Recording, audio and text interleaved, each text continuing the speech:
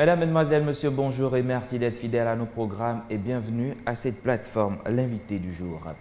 L'Association des anciens élèves de l'École nationale d'administration de Paris organise une conférence débat ce lundi à Libreville sur le thème Partenariat public-privé, quel enjeu pour l'Afrique? Et justement, en prélude à ce rendez-vous prévu à l'amphithéâtre de l'ENA, et bien sûr, nous recevons aujourd'hui M. Mohamed Doubi Kadmiri, président de la Fédération africaine des anciens élèves de l'École nationale d'administration de Paris. Monsieur Kadmiri, bonjour et merci d'avoir accepté notre invitation. Merci infiniment, merci pour votre invitation. Voilà, on parle d'un enjeu, d'un thème assez particulier qui fait l'actualité partout dans le monde. Alors tout de suite, pourquoi avoir choisi ce thème débat, pourquoi avoir choisi ce thème partenariat public-privé, quel enjeu pour le continent? Tout d'abord, je voudrais vous dire que nous sommes la Fédération des anciens élèves de l'ENA de France. Nous sommes une émanation de la Confédération mondiale des anciens élèves de l'ENA de France, qui sommes des hauts fonctionnaires qui ont suivi un cursus à l'École nationale d'administration de Paris et qui partageons des valeurs et qui veulent échanger sur des thématiques essentielles de leur État, du développement de chaque pays. Nous sommes cette fédération, nous avons senti le besoin de nous réunir sur des thématiques proprement africaines et à chaque fois, une des associations de notre réseau organise un événement en phase avec la réforme de l'État dans lequel elle vit ou qu'elle vit en ce moment.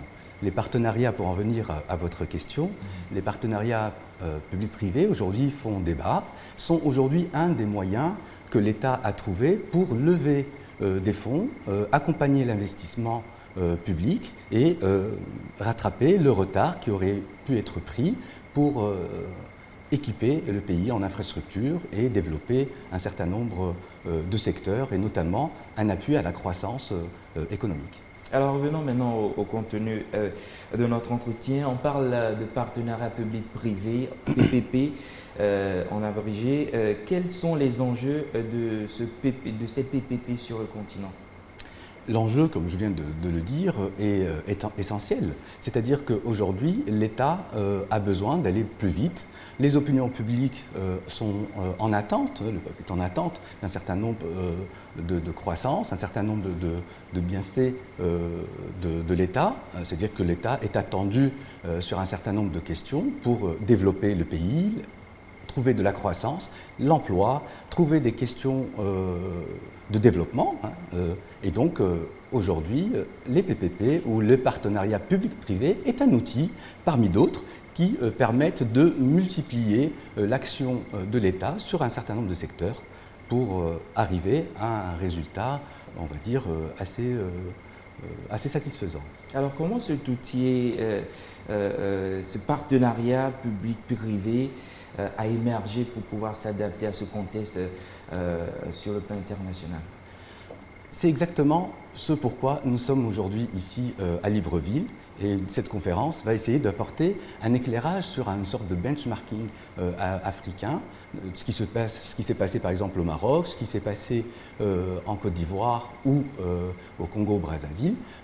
Aujourd'hui, nous avons une expérience assez riche, assez longue, parce que les PPP ne sont pas quelque chose d'assez nouveau pour nous, puisque par exemple au Maroc, nous avons le premier contrat de partenariat public-privé où lorsque l'État a concédé un certain nombre de services publics au privé ou à un groupement de privés remonte à 1906 au Maroc. Donc il y a vraiment une histoire assez riche de ce type de contrat. Bien entendu, ce n'est pas la panacée, il faut toujours essayer de trouver, de limiter les risques, limiter les dérives. Nous en avons connu dans l'histoire de chacun des pays, c'est des contrats. Et un des indicateurs pour vous dire si dans un secteur un PPP est une réussite ou pas, c'est le nombre de contentieux.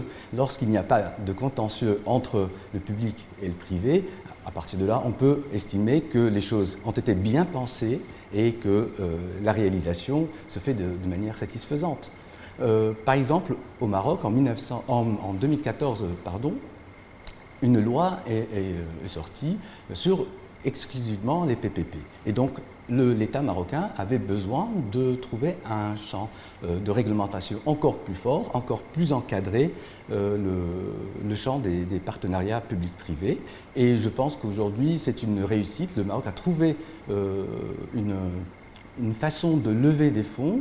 Nous avons par exemple des success stories, Tanger Med, qui sont connus au niveau mondial, la collaboration entre Renault et le Maroc qui a permis d'apporter un certain nombre d'équipements au Maroc, d'offrir des emplois, mais aussi ça a permis à l'État de s'engager sur un certain nombre d'infrastructures, d'avoir une vision claire de ce qu'il veut réaliser. Monsieur Kadmiri, vous avez parlé tout à l'heure des risques. Alors on aimerait savoir aujourd'hui les potentiels, mais aussi les risques et les limites des PPP. Le risque qu'on peut trouver, par exemple, c'est une dérive lorsque ni l'un ni l'autre ne trouvent leur compte. Ou bien l'investissement, j'allais dire,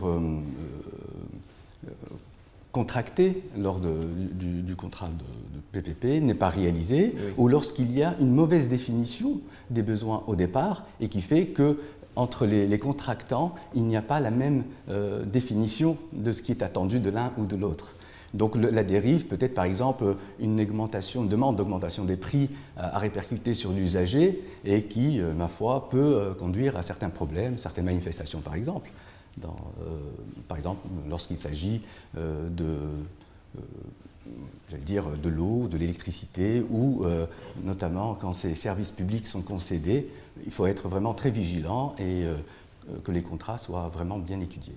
Alors, comment créer les conditions cadres qui permettent aux PPP de déployer des effets assez positifs en limitant les effets néfastes? Eh bien, par exemple, la loi... Ou les effets inopportuns, j'allais dire. La loi, par exemple, de 2014 marocaine a fait un benchmark assez large au niveau international pour prendre les meilleures pratiques qui ont été faites et réalisées dans les autres pays. Par exemple, dans le cadre d'un jumelage institutionnel avec des États européens, le Maroc a mis en place une cellule qui forme des gens et qui réunit des experts au niveau du ministère de l'économie et des finances et qui accompagne tous les autres acteurs publics pour bien encadrer la négociation des contrats PPP. Cela dit, il faut qu'il y ait, cette loi a introduit quelque chose de nouveau, c'est l'évaluation des besoins. Est-ce que le besoin existe pour qu'on puisse aller vers un PPP? Un PPP n'est qu'un outil, donc il faut vraiment savoir si il répond aux besoins, si à l'intérieur de cet outil-là, il y a les mécanismes qui permettent à l'État de préserver ses missions. Là, je pense que cette situation peut être un frein à une dérive. Ça se comprend, Monsieur Kadmiri. On parle aujourd'hui des PPP et on se pose aussi la question de savoir si l'Afrique peut-elle véritablement s'autofinancer sans l'aide et l'appui de ses partenaires. Je parle de ce partenariat public-privé.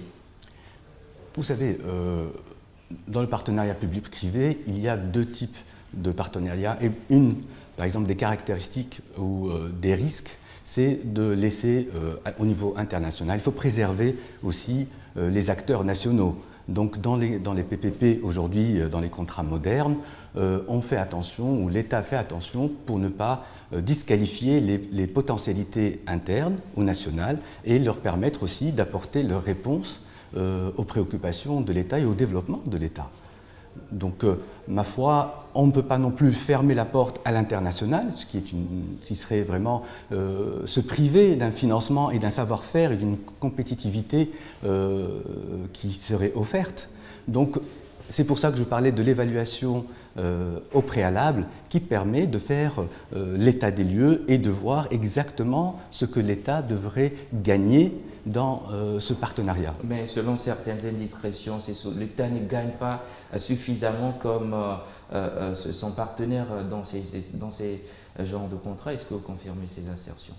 Non, pas du tout, ça dépend du contrat, ça dépend. Nous avons des success stories, par exemple, que je connais bien au Maroc. Des exemples? Nous avons par exemple Medz, qui est un opérateur marocain qui permet de faire des zones d'activité commerciale, des zones d'activité industrielle.